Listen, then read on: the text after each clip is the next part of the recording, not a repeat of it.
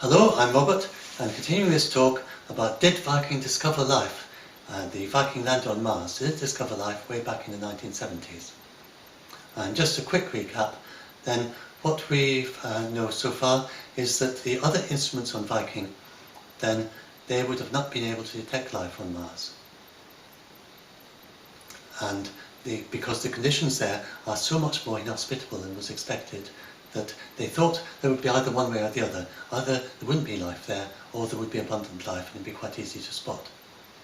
But we now know on the Earth that there are these places like the Atacama Desert, which are in between the two, where it's just on the verge of life, and it's very, very hard to spot the life, and yet it is there if you look really carefully.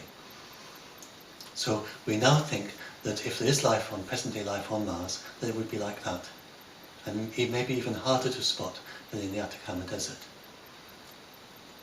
And the other instruments on Viking, the only one that had a chance of spotting this life, in this life like that was so hard to spot, the only one that had a chance was the Viking labeled release experiment. And this is the only one that did spot life. And it wasn't convincing at the time, because it turned out that Mars had rather unusual soil chemistry. So you could look at the soil chemistry and say, maybe it's some very strange chemical thing going on, which we hadn't anticipated because we didn't expect the soil to be like that. So there was nothing built into the design of the experiment to deal with very unusual soil chemistry on Mars. But on the other hand, re-examining this data again, then there's certain things about it that look very strange and hard to explain in terms of chemistry, and particularly the most convincing are the circadian rhythms, which you get the appearance of what looks like sinusoidal, but very clear sinusoidal patterns, and hard to explain as being some chemical process, and it looks so much like circadian rhythms. So then you get starting wondering again, is it at all possible that Viking did discover life way back then in the 1970s? And so if you start thinking like that, then imagine that we send another mission to Mars and it absolutely confirms the Viking labeled release, or it finds the clear evidence of life in the forms of biosignatures. So ExoMars might be able to do that, for instance. Imagine that did happen. That would be a tremendous surprise if it did. Then, how would you explain that? Is it possible? Could there be life in these areas according to the way we understand Mars? Well, it turns out that it's extremely unlikely, but that it is a slight possibility. There's a slender thread of a possibility that could make it happen. So that's what I'm going to talk about in this part of the talk. So first, to explain why it is so very inhospitable there, and it turns out that the problem is really that it relates to the way that mountaineers, when they want to make tea near the summit of Mount Everest, then if you try and make a cup of tea on the summit of Mount Everest, you will find that you can only make lukewarm tea and you can't make hot tea. It's absolutely impossible to make hot tea. And the problem with that is that the water boils at a much lower temperature because the pressure is so low. So unless you have some kind of pressure cooker or something, you can't make hot tea. And the melting point doesn't change at all, but the boiling point gets lowered.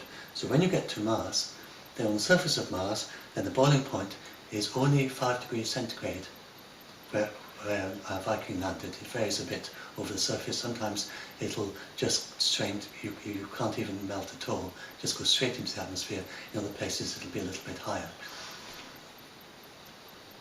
And so you might look at that and say, oh yes, okay, so it's close to the boiling point, there's a little bit of a margin there, surely we can still have liquid water there. But the problem there is that you don't need to boil water for it to dry out. So we all experience that when you put our clothes on the line, the clothes do not reach boiling point. They just get very warm, and that's enough to dry them out.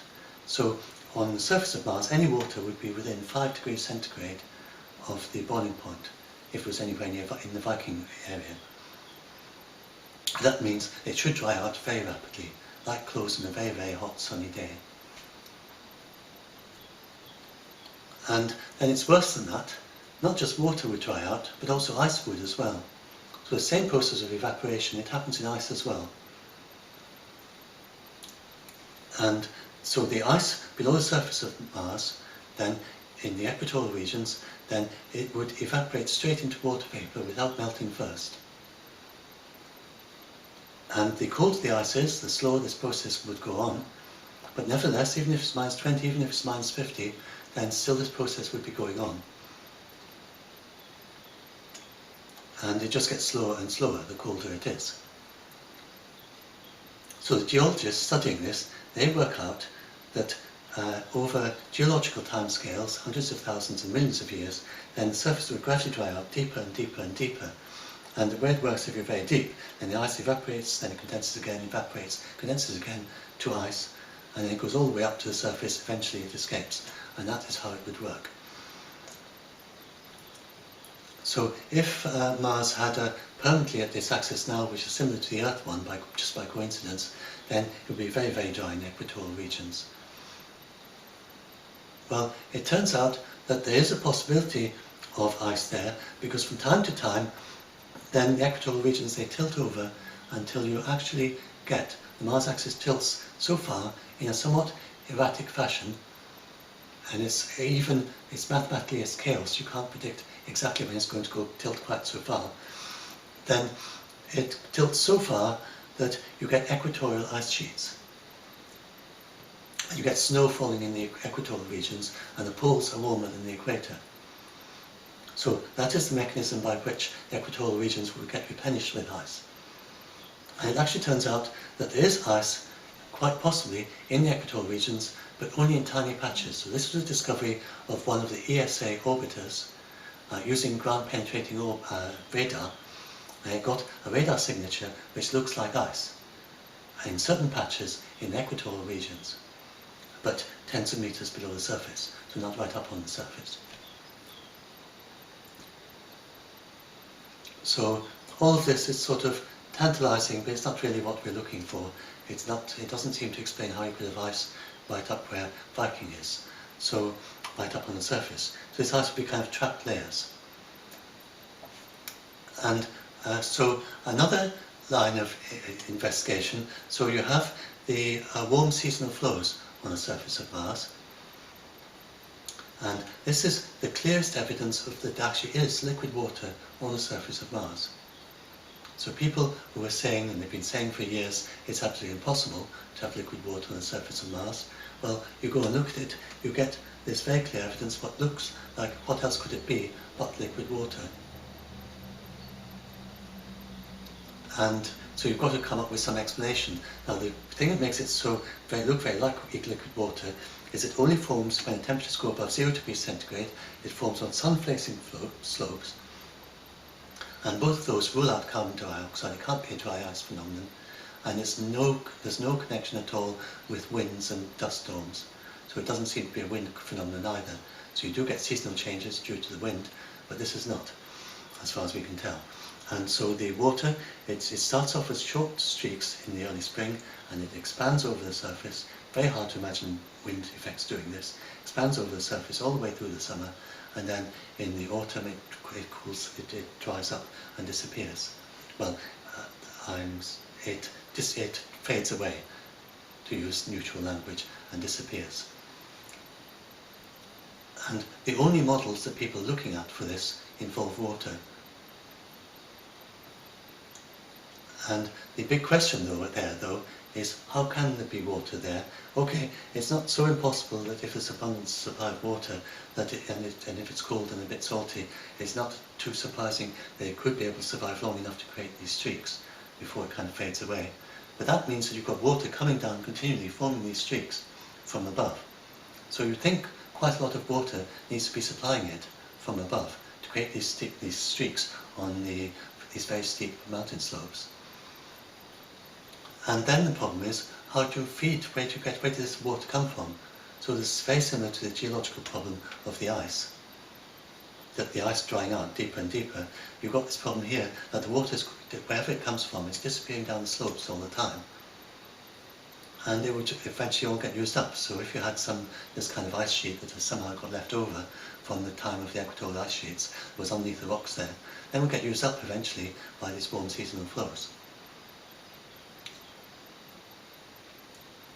Well, these warm seasonal flows, they're not very abundant. They're only in certain places on the surface of Mars. There's just a handful of spots, that's why it took so long to find them, but they actually occur in equatorial regions, so the same regions as Viking, as well as at higher latitudes. The equatorial warm seasonal flows were only discovered last year, and the other ones were discovered just a few years ago. So this is very new, breaking edge research. And they're struggling to find a model to make it work. And there are basically two models that are kind of possible. The idea is just some kind of reservoir, which was possible maybe for the higher latitudes. It's very hard to see that working in equatorial regions, it's just possible. But I think the other two models, so one of them is where it's actually geothermal heating. And that seems quite promising because these occur only in certain positions. So you have identical slopes, and some of them have these warm seasonal flows and others do not, although in all ways they seem identical. So it could be that you have geothermal heating. And there's some evidence that because the carbon in the atmosphere of Mars has exchanged has been produced by volcanoes from the isotope signature, and there's also actually direct evidence from the volcanoes that they have morphological changes, recent changes in the visual appearances. It's geologically recent, not obscured by craters. So it does seem that Mars does occasionally have volcanic activity and very probably does have geothermal hotspots. Although no hotspot has yet been detected from space. So these could be caused by geothermal hotspots. In that case, they would be fed, and this is not terribly promising for Mars if that's for Viking, if that was the reason, then it could be fed from deep down below. So I talked about how there are these ice deposits thought to be very deep down below the surface. It's called the cryosphere, the region where it's cool enough for ice. But below that, on Mars, you get a very thin layer called the hydrosphere, where there's thought to be liquid water, deep, deep below the surface, kilometers deep, over most of the surface. And it's only about 100 meters in thickness, where it warms up because of the increasing depth. So this could feed up to the surface, so you have, because it's all very well having a geothermal hotspot, but if it's just melting some ice near the surface, it'll get used up. So they could be being fed from the hydrosphere. Or it could just be that these are temporary phenomena and that they only last for a few years, and that if we watch long enough, we'll find that the warm seasonal flows appear in other places. So there's all these other ideas. I shouldn't go into too much detail here, because this is not too promising for Viking. But the other way that it could be being formed is through, and for the other way of understanding it, then we come back to Earth and we start looking at the Red Sea. And the reason why the Red Sea is red. And this is a microorganism, and it actually photosynthesizes using a red substance instead of the green substance of green algae. And it's called halobacteria. It's a very primitive life form. So you have the prokaryotes, which are the cells without nucleus, which are thought to be the most primitive. And then amongst those, you have the bacteria and the archaea. And this was a recent discovery, and it was very long ago that they discovered halobacteria. So that was before they made this distinction between bacteria and the archaea. And there's a slight difference in the internal chemistry of the cell, and they think the archaea are probably the most ancient. So this actually, technically, it should be called haloarchaea, but we can't change the name now. So it's called halobacteria. So it's a very ancient life form, and it's a type of life form, and it's a very good candidate for Mars. It's quite possible that it could have exchange of life between early Earth and early Mars, and so whether it evolved on Mars first or it evolved on Earth first, then this is a candidate microorganism that could have been exchanged between the two planets. This haloarchaea, really halobacteria as it's called, unfortunately. Well, this halobacteria, then it's got an ability to withstand very salty conditions. Not just salt water, but actually in salt lakes, salt pans. Then you get the halobacteria as well. And what's more, you also get this halobacteria in the Atacama Desert in places that are too dry for any precipitation. So years go past, sometimes without any water falling at all in the driest part of the Atacama Desert. and yet you get this halobacteria able to survive in the salt. So that's a big question. How does it do it without any water activity? Because I was saying earlier on that life absolutely needs some water activity. Well, what it turns out is that the salt itself takes in moisture from the atmosphere. And this is a process called deliquescence.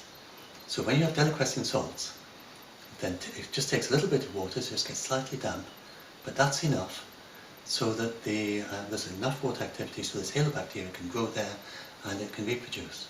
So this is something that could be happening on Mars, and this is another possible explanation for these warm seasonal flows. So what could be happening is that you have some salt deposits that are up above the warm seasonal flows, and these are getting the water from the atmosphere, and then in some process, and you're a bit of hand waving there, in some process this water that is collecting from the atmosphere is somehow getting into the warm seasonal flows and streaking down the slopes. There's some kind of process that is concentrating it. So that's the alternative hypothesis. Both of these hypotheses are very, very difficult to get them to work. But we have the clear evidence of the warm seasonal flows, and you just look at them and you think, well, there must be something causing it, and these are our best guesses as to how it's happening. So that's the situation, that there does seem to be water there, and maybe it's the deliquescing salts. Now, the deliquescing salts wouldn't necessarily not only be in these warm seasonal flow areas, because there's lots of areas of Mars where you would have salts. And this was a discovery by Phoenix, an accidental discovery on the legs of Phoenix, and they found these, it was a completely accident, it wasn't a planned discovery, which strongly suggests that you get this deliquescing process that's going on Mars. So first of all, Phoenix did discover salt on the surface of Mars. I'm not sure how long I've got left of this video, I forgot to time it. So I think I will break here. Anyway, I've probably said enough to make a short YouTube video, so I'll go on to deliquescing salts and then I'll finish off in the next video. But the deliquescing salts, this is there's this, and then there's one other idea to explain, which is a final possibility as how there could be life in the Viking area.